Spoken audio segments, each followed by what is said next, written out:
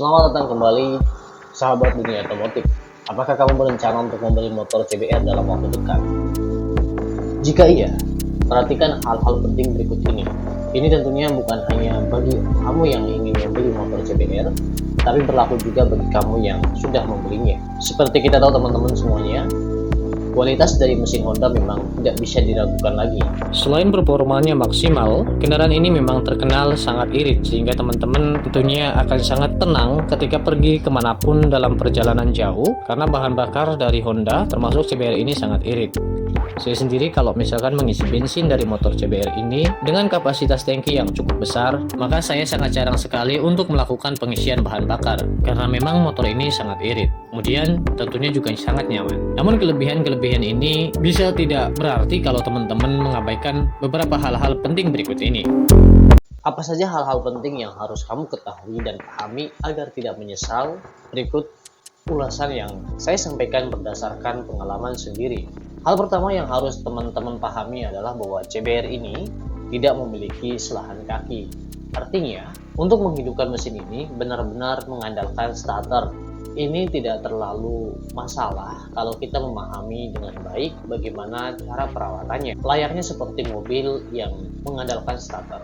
Jadi walaupun demikian, karena ini bukan transmisi otomatis, seandainya akinya sampai benar-benar rusak pun karena perawatannya yang tidak baik misalnya, kita tetap saja bisa menghidupkan motor ini, yaitu misalnya dengan cara didorong atau mungkin menghidupkannya di jalanan yang menurun.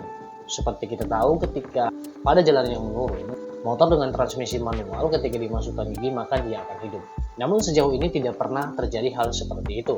Otomatis ketika kita hanya mengandalkan aki saja, maka perawatan di sini sangat penting. Ketika hendak digunakan, usahakan mesin dihidupkan minimal 10 menit. Hal ini berfungsi untuk proses pengisian daya aki.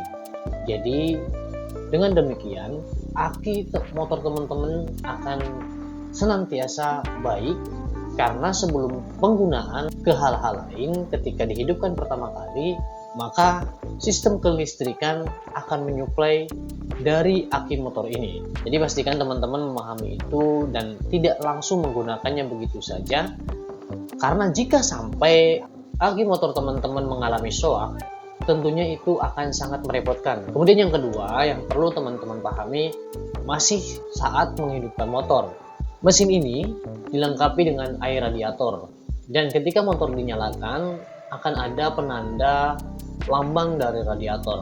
Pastikan ketika teman-teman menghidupkannya, tunggulah sejenak sampai lambang radiator itu hilang, baru kemudian teman-teman nyalakan. Jadi benar-benar prosesnya itu sudah maksimal.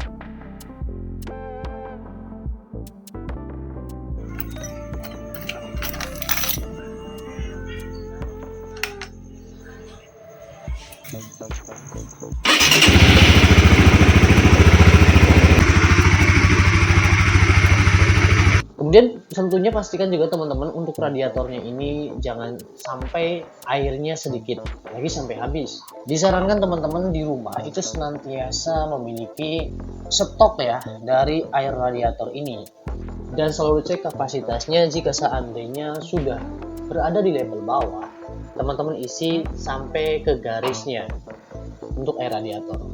Yang tidak kalah penting untuk bagian suspensi ya. Untuk bagian suspensi dari kendaraan ini, khususnya di bagian depan, teman-teman bisa memperhatikan bagian depan. Ini benar-benar terbuka.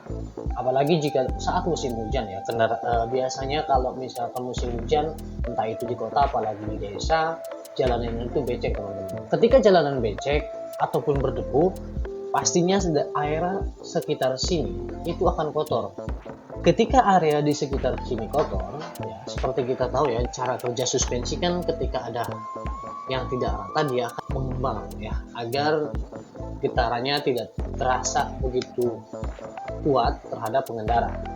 Kita juga pahami bahwa motor sport umumnya tidak memiliki standar ganda, ia hanya mengandalkan standar samping, terkecuali kita membeli pedok ya, itu baru kita bisa menggunakan standar ganda. Nah, ketika posisi seperti ini, beban motor memang hanya pada suspensi sampingnya saja. Yang ini otomatis tidak ya, dia hanya bertumpu pada suspensi di mana di sisi yang ada standarnya. Selain itu tentunya beban ini berlaku ketika sepeda motor berjalan ya, atau kita tegakkan pastinya ke semuanya. Ketika posisinya kotor, suspensinya kotor, maka ini akan terkena seal ya ketika berhempas seperti ini. Nah, lama-kelamaan seal itu bisa bocor. Ini berlaku untuk hampir semua motor. Bahkan untuk mobil pun demikian. Ketika suspensi ini kotor, yang halus ini, itu lama-lama bisa merusak seal.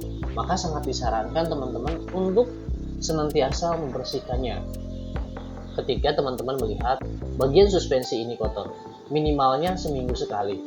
Kalau bisa ketika teman-teman melihat kotor, ya dibersihkan. Kalau memang musim hujan dipakai dan sering kotor, disarankan setiap penggunaan teman-teman bersihkan. Karena kalau tidak, akan menyebabkan kebocoran. Namun demikian, kebocoran seperti itu tetap bisa diperbaiki. Asalkan diusahakan ketika ada rembesan oli di bagian suspensi ini, teman-teman tidak menunggunya terlalu lama. Karena jika demikian, maka bagian suspensi ini nantinya akan ada kelecetan. Kalau bagian ini lecet, teman-teman, jadi sama seperti kita di amplas lah ya, ketika ada kotoran kan dia berjalan, ya kotorannya itu kan kena ya, jadinya ada baret-baret kecil. Khawatirnya ketika silnya diganti pun nanti umurnya tidak terlalu lama karena terkena gesekan di mana suspensi ini sudah tidak halus lagi, teman. Kemudian teman-teman yang perlu teman-teman perhatikan, seperti kebanyakan motor sport ya, ini kan menggunakan rantai. Menurut saya sih salah satu kekurangan dari motor CBR ini ukuran rantainya yang kurang besar ya kalau menurut saya. Jadi kadang-kadang motor ini sering mengalami kendor. Selain memastikan bahwa setelan rantainya itu benar-benar standar, jadi ketika merasa kendor teman-teman sebaiknya ke bengkel ya untuk posisinya distandarkan. Pastikan juga cairan pelumas itu tidak kering ya, dalam arti rantainya tidak kering, dan disarankan teman-teman tidak menggunakan oli bekas untuk melumasi rantai. Usahakan sih kalau menurut saya menggunakan cairan khusus rantai. Kenapa demikian? Terkadang banyak yang menyepelekan hal ini, padahal rantai ini sangat penting. Jadi ketika rantai itu kan masuk ke mesin ya. Ketika kita menggunakan cairan yang kotor, oli bekas ya, otomatis dia akan mengotori bagian dalam mesin.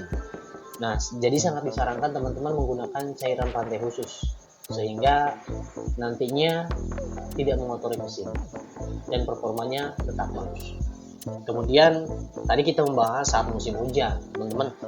Jadi ketika musim hujan ini berlaku untuk semua motor sport ya. Biasanya kan kalau musim hujan ada lumpur, khususnya kalau ada yang bonceng itu bisa kena ke atas, teman-teman. Nah, otomatis teman-teman disarankan teman-teman menggunakan pelindung bagian belakang ya, sehingga lumpur itu tidak sampai ke atas, walaupun tetap saja setidaknya bisa meminimalisir. Berikutnya, selain sebagai safety, teman-teman juga bisa menggunakan di bagian depan ini aksesoris yang seperti ini. Ini bisa juga nanti teman-teman untuk pompangan kaki ya, walaupun jangan sepenuhnya 100% ditopangkan ke sini, tapi ini berlaku untuk pengguna ya, pengendara, pengemudinya ya. Jadi ketika hujan ada lumpur, ada genangan air, teman-teman bisa berlindung kakinya ke sini. Dan ini sangat penting menurut saya, terutama ketika untuk keamanan dari sayap ini. Apalagi teman-teman yang suka modifikasi motor. Ada juga kadang yang orang-orang yang lebih merasa ketika motornya nyaman lebih rendah. Saya pun pernah mengalami, teman-teman. Jadi posisi shock breaker depannya itu diturunkan sehingga otomatis posisi motor ini menjadi lebih rendah. Hal yang perlu teman-teman ketahui, ketika posisi motor itu tidak pada standarnya, mungkin ada hal-hal yang tidak baik. Salah satunya adalah pada kestabilannya. Jadi ketika dicuci, pernah suatu ketika dicuci karena posisi suspensi depannya direndahkan. Nah, ketika hendak dirubah posisinya, motor ini jatuh karena keseimbangannya berkurang. Beruntungnya ini ada pelindung ya, jadi ketika jatuh ini tidak langsung kena benturan sayapnya, tapi kena ini. Makanya disarankan teman-teman untuk memasangnya sehingga dapat menghindari hal-hal yang tidak diinginkan. Aksesoris-aksesoris lain juga yang teman-teman anggap penting bisa dipasang, namun disarankan menggunakan aksesoris resmi dari Honda. Banyak ya aksesoris resmi dari Honda, termasuk misalkan pelindung mesin dan lain sebagainya. Mungkin itu teman-teman ya, berbagai hal penting yang harus teman-teman pahami agar teman-teman tidak menyesal nantinya, dan pastikan perawatan rutin dilakukan. Untuk servisnya secara berkala, maksimalnya adalah setiap 2 bulan sekali, atau misalkan penggunaannya terlalu sering ya bisa juga lebih cepat ya teman-teman. Demikian video pada kali ini, pastikan selalu safety riding, gunakan helm standar, patuhi rambu-rambu lalu lintas, semua demi keselamatan teman-teman dan pengendara lainnya. Sampai jumpa di video berikutnya.